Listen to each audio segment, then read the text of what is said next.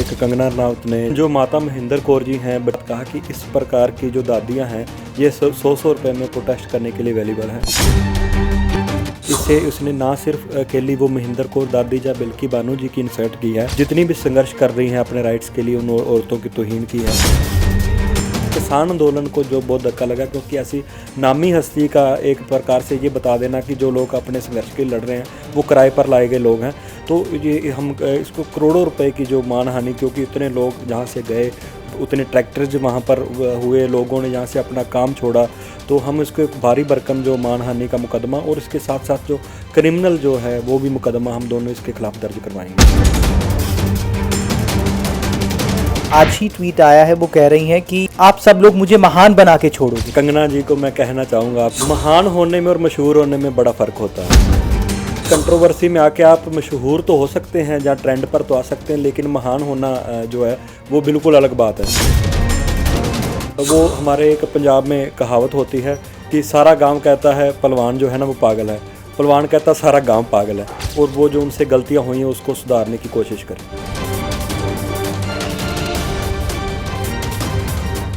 नमस्कार, सत श्री अकाल। पंजाब केसरी ग्रुप पर आपका स्वागत है। मैं हूं आपके साथ श्रमित।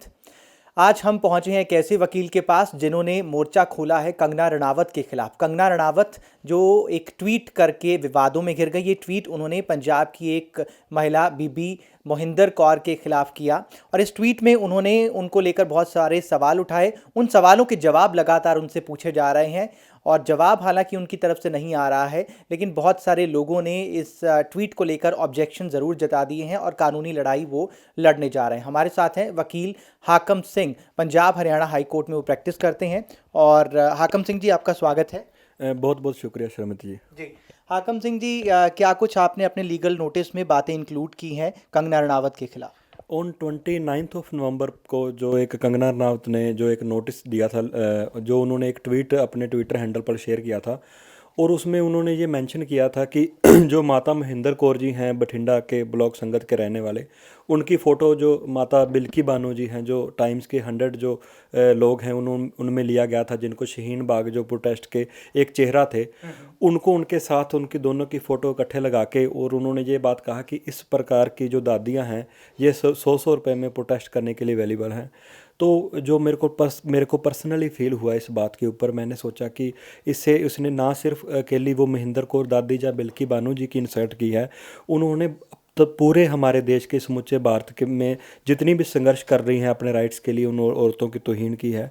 तो उस बात को लेकर जो हमने उनको एक लीगल नोटिस दिया गया, और उसके बाद क्या हुआ कि जो उन्होंने कंगना रनावत ने ट्वीट जो अपना वो डिलीट कर दिया था, लेकिन उसके बाद आज मैंने देखा कि वो इस बात से भी मुकर रही है कि मुझे ये पता ही नहीं था कि जो मैंने कोई ऐसी महेंद्र कौर जी की फ़ोटो भी शेयर नहीं की है जी। उस विवाद को लेकर दिलजीत दोसांझ और उनके बीच बहुत झड़प भी हो रही है। ट्विटर पर बहुत सारे जवाब दिए जा रहे हैं और भाषा का स्तर भी काफ़ी नीचे चला गया है। लेकिन यहाँ पर बातचीत ये है, जो आप जिस नोटिस की आप बात कर रहे हैं, मुंबई से भी एक नोटिस जारी किया गया एक वकील की तरफ से, और दूसरी तरफ DSGMC ने भी लीगल नोटिस जारी किया है कि आप माफ़ी मांगें, महिलाओं का सम्मान आप करें, इस तरीके से आप बात नहीं कर सकती।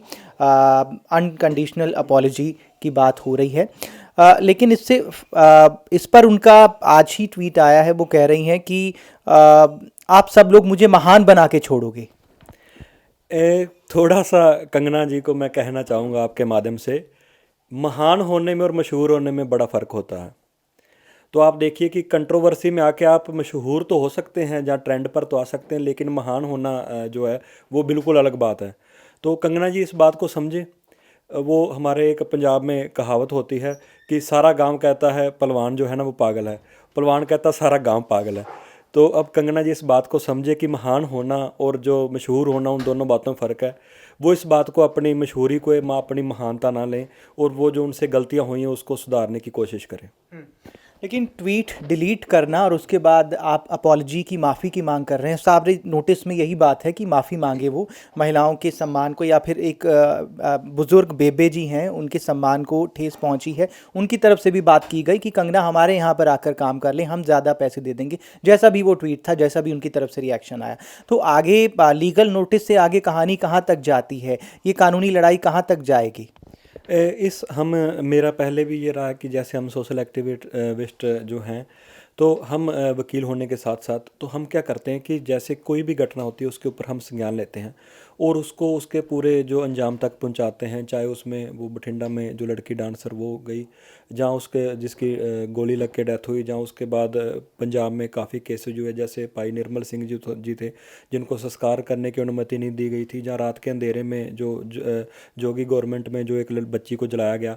तो इस प्रकार से काफ़ी हज़ारों चीज़ें हैं, हम उनको अंजाम तक पहुंचाते हैं। तो इस मामले में भी क्या है कि हम उस बात पर मैं आ रहा था कि इस मामले में भी हम इसको अंजाम तक पहुंचाएंगे।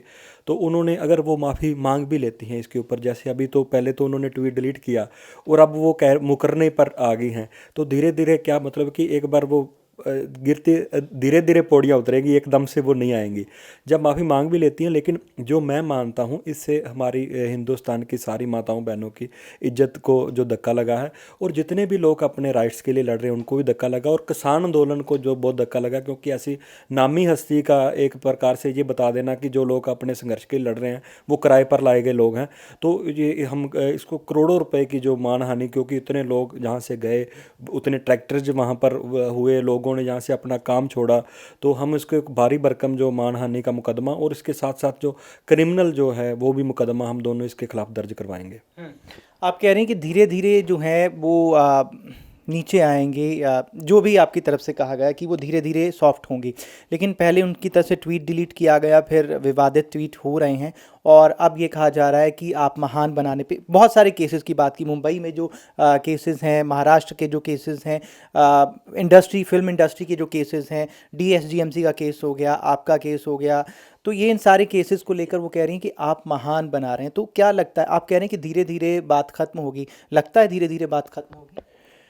कंगना के लिए ये नया एक्सपीरियंस है, जो उसने इस बार इतने लार्ज नंबर ऑफ जो सच्चे लोग हैं उनको उन्होंने उनके खिलाफ मोर्चा खोला था।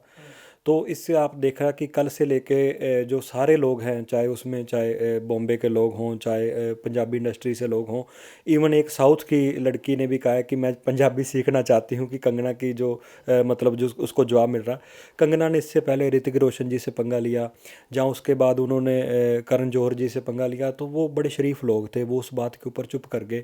उनको ये लगता था कि इसको अगर जवाब देते जाएंगे तो हमें भाषा का स्तर और भी हमारा गिरेगा और हमारी और भी इंसल्ट होगी। लेकिन जैसे आपने पिछले सवाल में अपने में कहा कि भाषा का स्तर गिरता हुआ जा रहा, किसी ना किसी को तो हिम्मत करनी है, और जो जिस भाषा में आपसे बात करता है आपको उसको सबक सिखाने के लिए वही भाषा जो आपकी मजबूरी बन जाती है वो करनी है। हमने औरतों का सम्मान भी करना है। अगर कोई औरत इस चीज़ के लिए गलत बोलती है हमारी औरतों के खिलाफ या किसी एक ग्रुप के खिलाफ, तो हमें उसको सबक भी उसकी भाषा में और उसकी कानूनी जो प्रक्रिया है उसमें सिखाना होता है।